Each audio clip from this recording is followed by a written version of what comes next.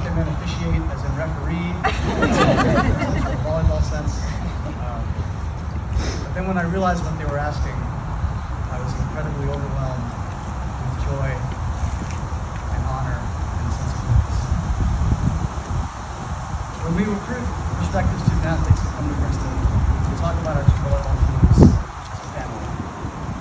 And as Michael and Nicole, as young college kids, came to Princeton into our teams, I watched them meet, I watched them fall in love, I watched them go through a slightly longer than normal courtship process.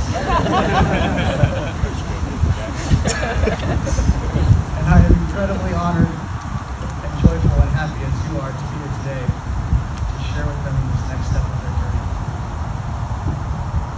Michael Dye and I both arrived in Princeton in the fall of 2009.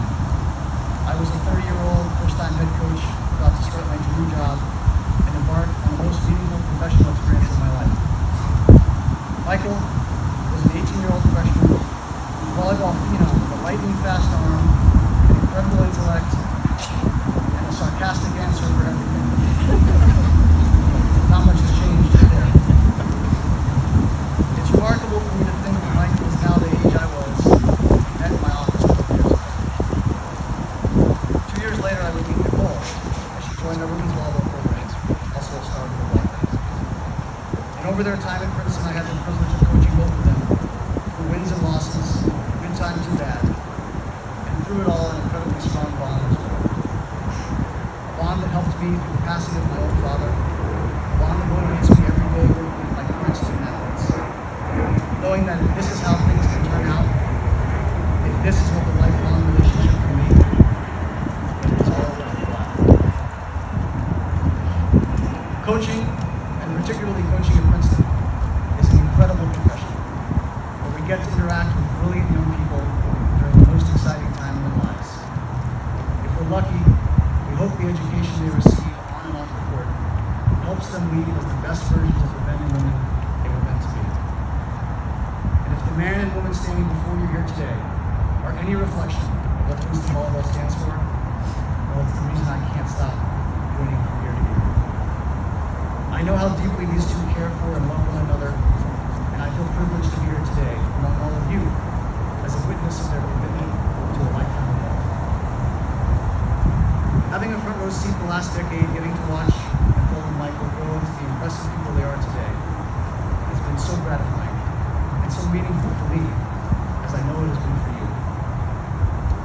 Nicole and Michael have asked each of you here today to be with them because you give something special of yourself to their lives. You have come from all over to support Nicole and Michael on their special day and bear witness as they exchange their vows of marriage. At this time, we would like to take a moment of silence to remember those who are no longer with us. While they may no longer be with us physically, Nicole and Michael feel their love and support will always be part of our lives. May we always remember Bill Dye, Yolanda Dye, Elvia Marquez, Marie Kincaid, Ed Kincaid, Justin Imperator, Ben Landell, and Matt Webster. Let us take a moment to cherish these memories of these friends and family and all others who live on in our lives.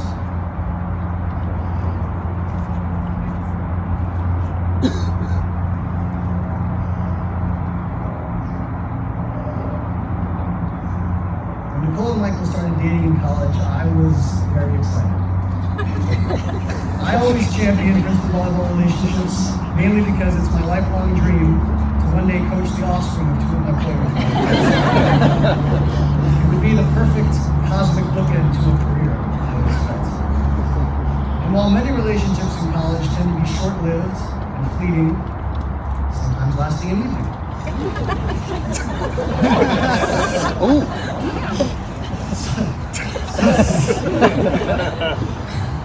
Something always felt different about Nicole and Michael. You could just tell by the way they looked at one another that this was the beginning of something serious, something special, and something long-term. But it took some time for Nicole to admit to herself how strongly she felt about Michael. Whenever she was asked about him by her friends and family, she insisted they were just friends. But there was one specific moment in their relationship where she couldn't deny her feelings for him anymore. Nicole was out in San Diego before her sophomore volleyball season, and she asked her grandparents if her friend, Michael, would come stay with them for a night. Grammy asked where Michael lived, and Nicole told her Manhattan Beach. Grammy said, "Holy, Manhattan Beach? That's a 2-hour drive. That's a long way for just a friend." Pop Pop tried to stay awake past his 8 p.m. bedtime to greet this mysterious Michael Dye character. But in a shocking turn of events, and I mean shocking turn of events, Mike turned out to be running late.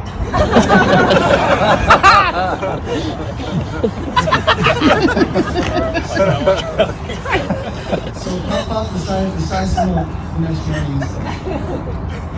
That morning, Michael Dye did his thing and charmed them to no end.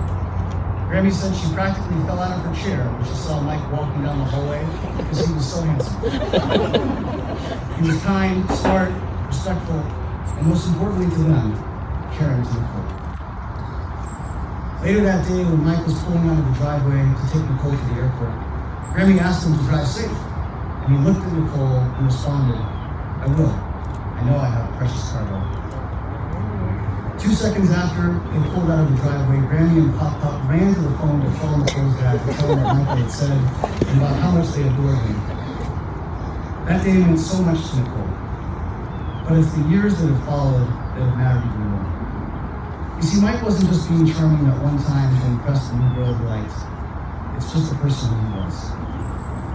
And for the rest of both Grammy and Pop Pop's lives, every time Mike and Nicole were in Manhattan Beach, they would make the 2.5-hour drive to San Diego, and Michael would always make them feel just as special as the first time they met.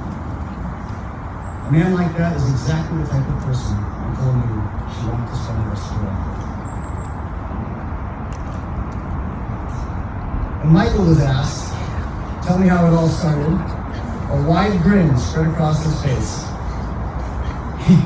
He recounted his ingenious courtship tactic, which has brought us all here today. It was March 2012. Both Mike and Nicole were newly single, and Mike was eager to finally have a chance to chat up the tall, blonde brown-haired beauty, Nicole.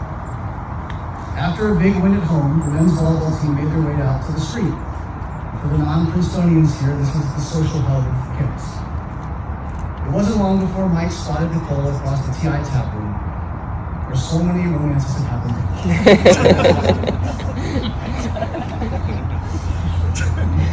Yes, that was an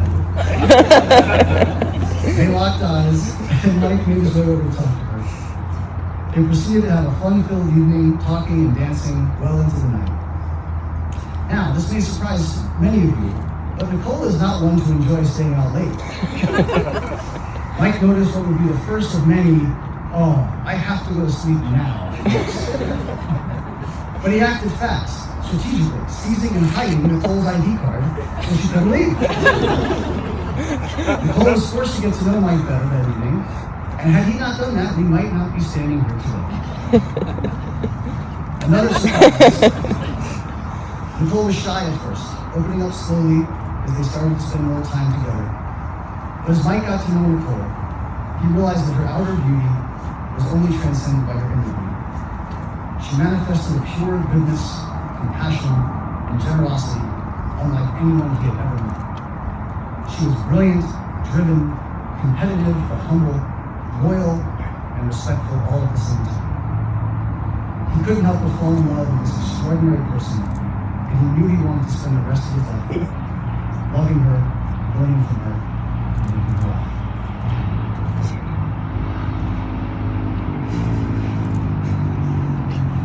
When Nicole and Michael talk of their life together, they talk of shared values. They talk of how much they love one another and how they vow to never stop making time for each other. They talk of their love of their families and their love to someday create a family of their own. When Nicole and Michael talk of family and children, they don't blush or giggle as many newlyweds often do. They talk with a sincerity in their eyes that says, "We can't wait for this child to be born into this world so we can love it fiercely, and so he or she and one day both play volleyball.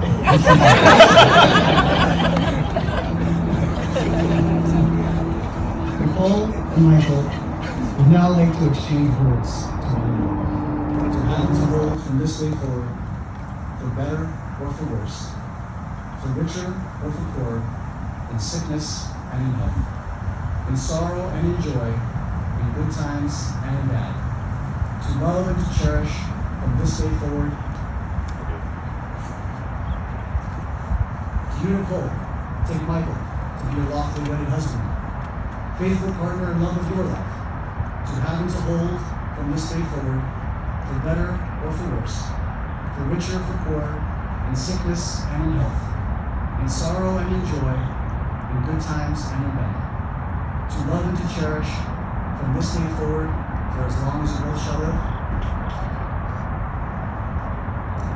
Michael and Nicole will now exchange rings as a symbol of the promises they have made here today and their ongoing lifelong commitment to each other. Let these rings serve as a reminder of this day and reflect your commitment and the hopes and dreams you share for your future. Nicole, I give you this ring as a reminder that I will always love and honor you. Please wear it as a daily sign of my commitment to you.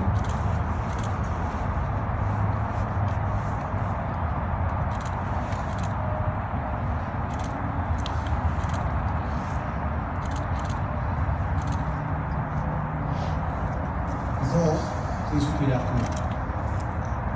Michael, I give you this ring as a reminder that I will always love and honor you. Please wear it as a daily sign of my commitment to you.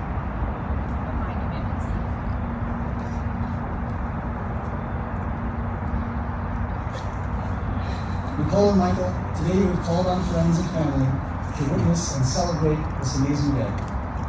You have exchanged vows and have expressed your commitment with the exchange of wedding rings. Go into the world and fulfill your dreams. Together, your possibilities are truly infinite. Life is better when you embrace the open road in front of you with gratitude, a light heart, and the one you love. With the power vested in me, I now pronounce you husband and wife.